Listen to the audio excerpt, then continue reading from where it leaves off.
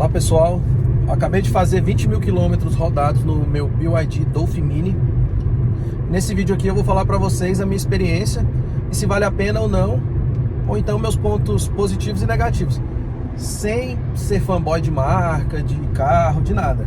Vou colocar aqui meus pontos, eu anotei aqui meus pontos sinceros, o que eu acho, para quem que eu recomendo e para quem que eu não recomendo, porque principalmente isso.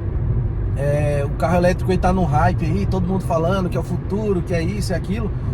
Para quem eu acho que vale a pena. Eu vou falar tudo aqui nesse vídeo, os prós e os contras. E vamos começar pelo lado positivo. Eu vou falar bem especificamente do carro, e se não vou ficar falando de detalhe nem nada, porque isso aí é o que mais tem na internet. Então o que ele tem, central multimídia, conectividade, esse tipo de coisa. Não vou ficar entrando em pontos específicos assim. O ponto positivo, o principal, né, é a economia. E assim, ele é muito mais econômico, muito mesmo.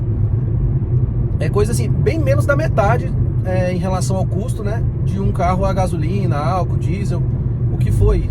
Ele é muito mais econômico mesmo. O outro ponto que eu acho interessante é o custo-benefício. Aí eu falo especificamente deste modelo aqui, que está custando aí em torno aí de 115 mil reais.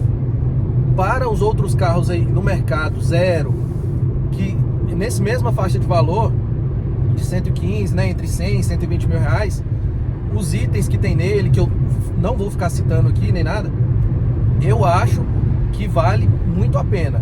Em relação a isso, o custo-benefício da entrega do carro em si, os materiais utilizados no acabamento, todo esse tipo de coisa, eu acho que vale a pena. Em relação a isso, se você for comparar aí que um HB20 tá custando praticamente a mesma coisa, dependendo do modelo, até mais, né? Outro ponto positivo é a baixa manutenção. O carro elétrico, ele tem esse modelo aqui em específico mesmo, a revisão dele é a cada 20 mil quilômetros. Então assim, ele tem poucas peças. Então como ele tem poucas peças, tem menos peças para se desgastar, né? Ao contrário de um carro aí normal, que é cheio de mangueira, trabalhando com muita pressão, calor e tudo, o carro elétrico ele tem bem menos peças. Acredito que tenha bem menos aí que a metade mais ou menos das peças que tem um carro com motor a combustão. Com isso, gera muito menos desgaste. Então, as peças precisam de menos manutenção.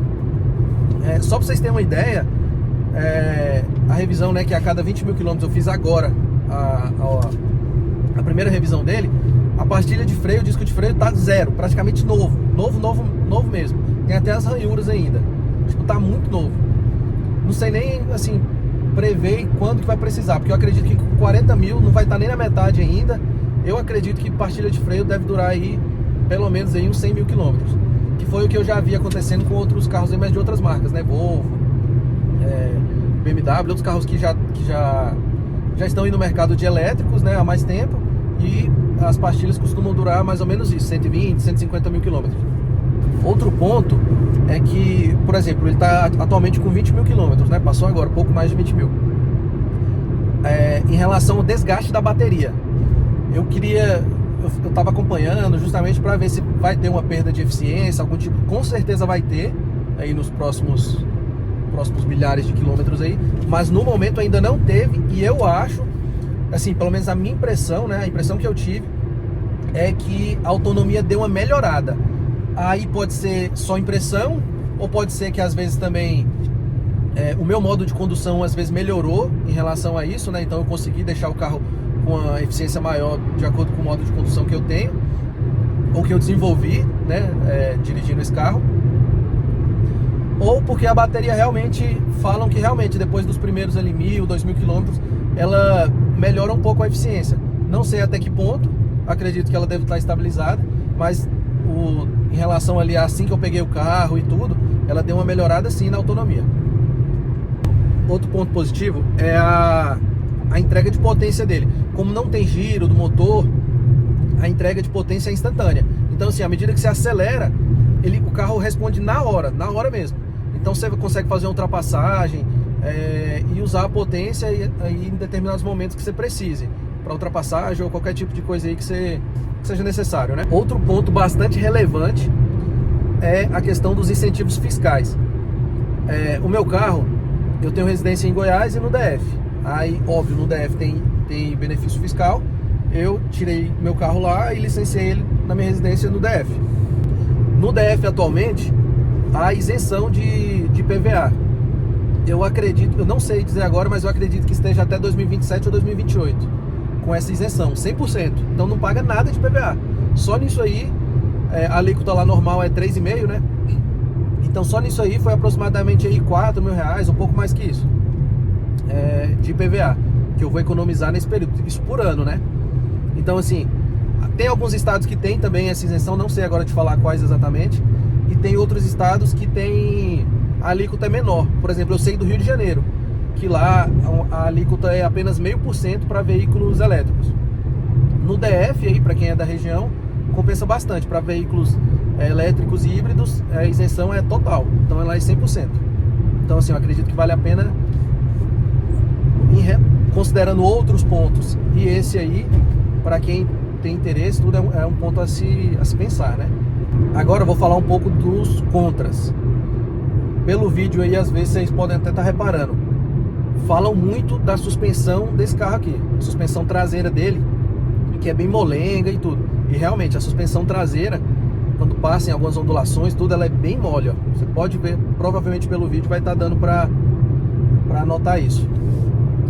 Não é algo que eu vejo como que põe em risco a segurança ou que atrapalha muito a condução, até porque é um carro para uso urbano, né? Como ele é um carro para uso urbano, você não vai pegar muitas velocidades nem nada, mas assim, é algo que quem vem de outros carros, eu tenho um Nivus, Volkswagen Nivus, a suspensão é bem dura, né? Então assim, é um ponto assim que chega a incomodar um pouco. Realmente a suspensão mole dá uma incomodada assim. Um outro ponto aqui, que não é um defeito em si, mas eu acho que poderia ser melhor, é a velocidade do ar-condicionado gelar o carro. Em dias quentes, eu sinto que ele demora um pouco a resfriar o carro de modo geral. Aí depois que gela ali, depois de alguns minutos, aí é tranquilo, aí mantém, não precisa nem ficar na velocidade máxima, ele vai tranquilo. Agora, em dias quentes, eu acho que ele demora um pouquinho a gelar o carro. Um outro ponto que poderia ser melhor é o limpador traseiro. Não tem limpador traseiro. 80% das vezes, tranquilo, não vai precisar. Mas quando tá chovendo, ou então assim, que quando acaba de chover, que fica aquela melequinha no asfalto ali, que vai passando os carros e subindo aquela água suja, aí tem momentos que não dá pra ver nada. E geralmente carro hatch tem limpador traseiro, né? Então assim, não sei se foi simplesmente economia, algo assim, que não colocaram limpador traseiro, mas em alguns momentos faz falta sim. É um ponto negativo, que em alguns momentos faz falta realmente. Outro ponto que parece que é uma tendência aí para carros que tem uso principalmente urbano, né? Antes a gente achava ruim aquele step fininho e agora eles resolveram piorar, tirar o step. Aí assim, tem gente que prefere porque melhora em relação ao tamanho do porta-mala, né? Mas pro meu uso, que eu uso o carro em estrada, eu achei importante ter um step. Eu até comprei por fora um step, um macaco e uma chave de roda e deixo lá. Esse carro não vem step. Alguns outros carros dessa marca também não vem, não sei exatamente quais. Aí eles colocam um kit reparo, que é um spray que ele enche e ele veda, né, o furo, se tiver, e enche o pneu. Eu já usei, precisei. Realmente ele cumpre a função. Eu não estava acreditando muito, mas precisei. Coloquei lá, sem rosca no bico do pneu, aciona, ele vai sair tipo uma espuma, vai preencher o furo do pneu e ele pede para você rodar por 10 km depois disso. Então você coloca e roda com o carro aí por mais ou menos uns 10 km, né? Segue seu trajeto, segue seu caminho, velocidade tranquila, que ele vai vedar o furo. E realmente funcionou, tanto que eu não fiz reparo depois. Eu coloquei o reparo, tô rodando normal com o carro, já deve ter rodado aí uns 3, 4 mil quilômetros depois desse reparo que eu fiz. E tô rodando normal. Não precisei levar em borracharia nem nada. Cumpriu o papel dele. Aí lógico, comprei outro, né? Já coloquei ali no porta-mala também. E comprei até pro meu outro carro, que tem step e tudo, mas eu comprei esse spray porque eu achei muito interessante. Eu não tava acreditando na eficiência dele, mas eu achei muito interessante. Então ele realmente vedou o furo e ele encheu o pneu, não precisei nem depois de calibrar. Eu calibrei depois, no outro dia já, que eu passei numa borracharia não, num posto, né? E calibrei para colocar ali a calibragem correta dele. Mas para quem tá aí numa situação de noite, que não tem borracharia ou numa estrada e tal, se for um furo tranquilo, né, se não rasgar o pneu, é excelente. Eu recomendo até para carros que tem step, você ter um desse aí. Uma outra situação, assim que eu peguei esse carro, o Apple CarPlay dele, ele era apenas com fio. O Android Auto era sem fio e tudo, mas o Apple CarPlay era apenas com fio. Aí passou aí umas 2 semanas, teve uma atualização e liberou o Apple CarPlay sem fio. Ótimo, né? Dá pra usar, tranquilo, ótimo. Só que de vez em quando eu sinto que ele dá uma travadinha. Ele não é nem uma travada. Eu uso principalmente escutando música, né? Então assim, ele parece que ele, tipo assim, para de transmitir por menos de um segundo, mas ele dá um leve saltozinho assim. Então às vezes fica mudo, aí ele já volta de novo, mas não é que a música parou, a música continua rolando e ele simplesmente deu, tipo, ficou mudo por algum instante ali. É pouco, é menos de um segundo, mas quando você tá escutando uma música, se der uma falhadinha, você já sente, né? Então assim, eu sinto que aconteceu isso. Eu acho que eles vão reparar isso com a atualização de software. Do mesmo jeito que veio com a atualização de software, eu acho que eles vão reparar esses defeitos com a atualização de software. Nem sei até se já teve atualização e eu não atualizei ainda, porque sempre tá rolando isso. É igual o celular, esse carro aqui. Você direto entra lá, tá tendo uma atualização do sistema. Você atualiza, alguns defeitos que ele tinha, ele corrige ali, algumas novas funções ele coloca. Igual, ele não tinha também a função da chave dele funcionar por NFC, da aproximação do celular. Igual quando você cadastra um cartão de crédito no celular para aproximação, você cadastra a chave do carro por aproximação. Então, por exemplo, você vai para academia, não quer levar carteira nem nada, né? Chave do carro, nada. Já que a sua habilitação, sua CNH está no celular, no aplicativo, o documento do carro também está no celular, a chave do carro também você consegue colocar. Então o que você consegue? Você bota o celular no bolso, vai pra academia, não precisa ficar carregando bugiganga, penduricalho, nada. Abre o celular, abre o carro pelo celular, trava pelo celular, destrava pelo celular, né? Liga pelo celular, porque você coloca ele aqui, a partir do momento que você abre ele com o celular, se o celular tá aqui, você consegue ligar, andar com ele normal, não precisa usar a chave. Isso aí também foi uma atualização que veio alguns dias depois que eu comprei o carro. Consegui fazer isso e deu certo, funciona muito bem, nunca me deixou na mão, esse tipo de coisa. E assim, eu acho que todos esses defeitos que forem surgindo, eles vão corrigir por meio de atualização de software. Então assim, as minhas considerações, eu acho que se você roda muito, né, no mês, eu rodo aí entre 4 e 5 mil quilômetros por mês. Então assim, se você roda muito, mas não mais que 300 quilômetros por dia, eu acho que vale a pena você considerar um carro elétrico.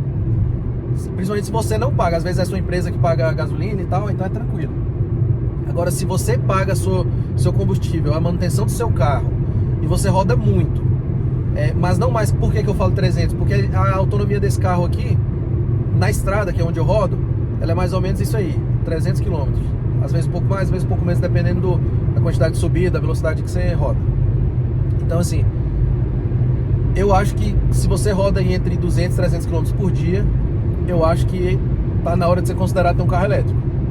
Porém, só vale a pena se você tiver condições de colocar um carregador na sua casa ou tiver um no seu trabalho.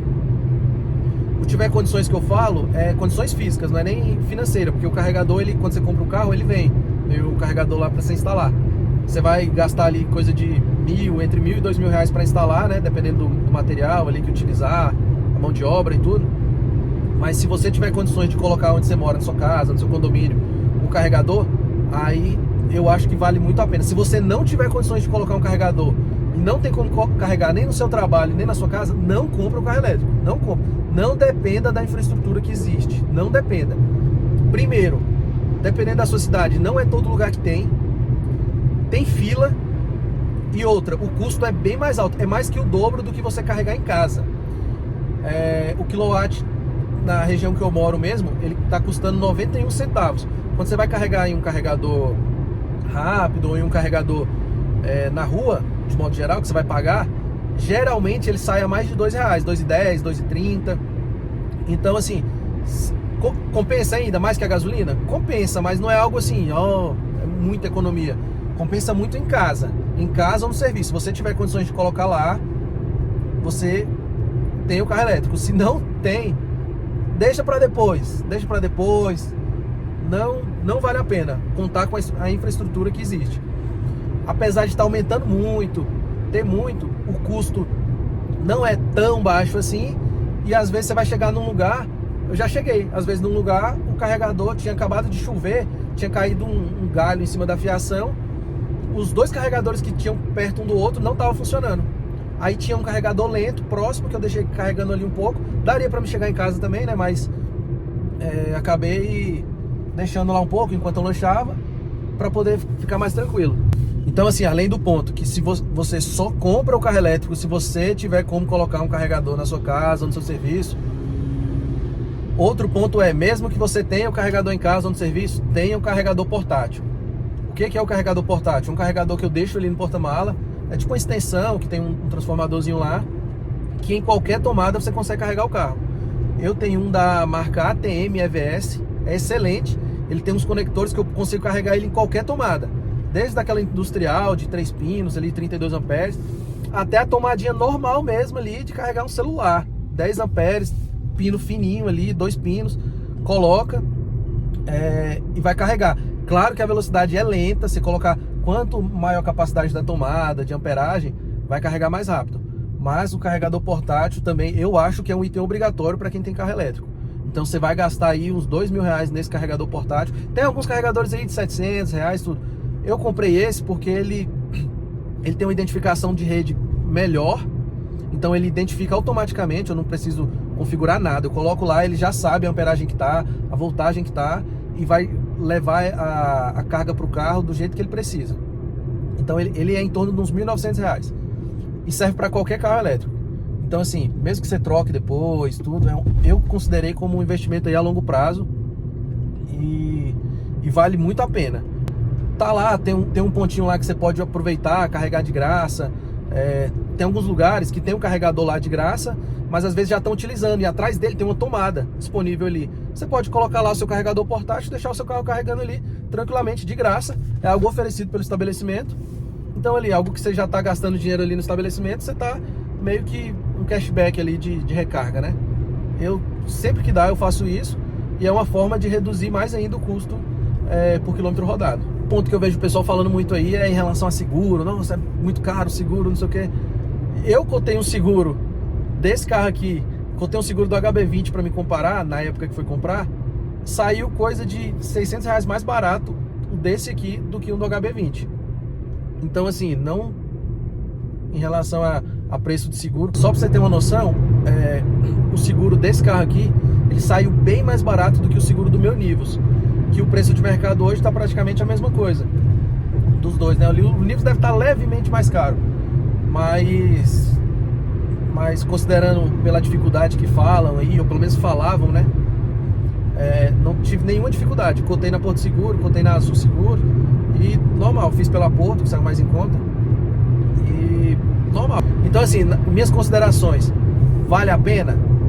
Vale, não é para todo mundo, para quem roda muito, mas não mais que a autonomia dele diária, ou que você não vai ter tempo de carregar, ou que você não vai ter como colocar um carregador em casa ali, você mora num prédio que não permite colocar, ou algum meio que não dê para você colocar carregador elétrico. Não compra carro elétrico, não inventa, não é para você nesse momento. E revenda, como é que vai ser a revenda desse carro, manutenção, preço de bateria, não sei o que, não sei. Do jeito que eu rodo nele de 4 a 5 mil quilômetros, se esse carro eu manter ele aí por 2, 3 anos, ele já se pagou. Se eu vender ele no quilo no ferro velho, ele já vai ter se pagado. Então assim, esse é um problema que eu não tenho no momento, que eu não me preocupo. Para viagens longas, não sei o que, eu tenho outro carro, eu tenho um carro a combustão. Principalmente, era até um outro ponto que eu queria chegar. Para quem tem 2 carros, eu acho excelente, e cumpre aqueles outros requisitos que eu falei, né, de ter o carregador em casa e tal. Eu acho excelente, porque esse carro aqui, eu uso ele pro dia a dia, para resolver problema, para ir para qualquer lugar eu vou com ele. Quando tem que ir para um lugar mais longo, que não vai ter tempo de carregar mais coisas, porque o porta-mala desse carro é minúsculo. minúsculo. Então assim, preciso carregar mais coisas, usar o porta-mala, fazer uma compra maior, levar mais gente, porque esse meu modelo aqui, ele também é para 4 pessoas. Então é eu, o passageiro e 2 pessoas atrás. Então assim, eu uso outro. Esse aqui é tipo para resolver os pepinos do dia a dia e para fazer meu trajeto, que eu trabalho a exatamente 225 quilômetros da minha casa. Então eu vou num dia, volto no outro. Eu vou, enquanto eu estou trabalhando, o carro está carregando lá no meu trabalho, eu pego ele no final do serviço, venho embora carregado, ou com 80%, 90% de carga, porque lá eu carrego com um carregador portátil, não é muito rápido lá, e resolvo meus problemas com isso. Nesse trajeto aí, né, são quase 500 quilômetros ida e volta, eu gasto para carregar em casa mais ou menos aí uns R$20 a R$25. Quando eu carrego no caminho, às vezes lanchando, eu gasto uns R$30 e só. Então dá aí em torno de R$50 para fazer esse trajeto inteiro. 50, acredito não passa de R$60 para fazer esse trajeto inteiro. Então assim, para mim, pro meu uso vale a pena. Pro meu uso vale muito a pena. Para quem o uso dele é 100% urbano, é melhor ainda, porque a autonomia vai lá em cima. Esse carro, ao contrário do motor a combustão, quando você roda com ele na cidade, em velocidades mais baixas, ele fica muito mais eficiente. E na estrada, ele fica bem menos eficiente. Então assim, acredito que falei o que eu queria falar. Caso tenha algum ponto específico aí que vocês queiram, pode perguntar aí nos comentários que eu vou tentar responder tudo. Se for algo pertinente, assim, eu às vezes até faço um vídeo explicando especificamente desse assunto aí que falou. E é isso aí.